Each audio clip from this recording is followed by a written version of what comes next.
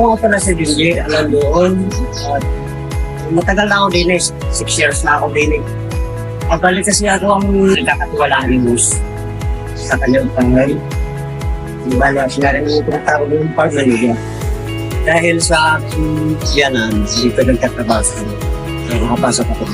Yung kadalasan nagiging problema. Unang-una sa super, sa alay. Ang solusyon diyan dito ng kaliguan. Para maalis yung alay. Mula nung kami gumamit na golden age, na iba ang production sizes ng itlog. Ito yung pinagkaiba mo. Kaysa dati lang nila. Production, tumaas. Na iba pati ang itlog sa latex. Tulad nung dati na lalong katungol. Ngayon, ano na yan? Halos pari-pareho. Malaking tulong para sa akin yan. Mula nung lumitat si Boss Dini sa Golden Beach. Sinubok mula sisiw.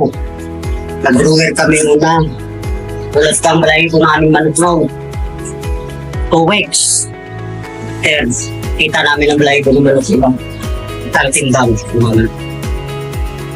Diba ito ang mitrokyo.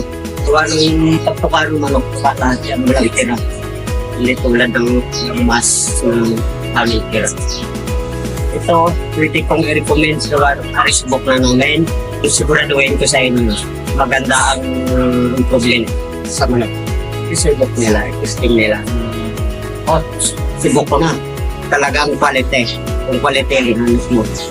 Pag dito ka sa golden age, saan mo? Gold talaga kita.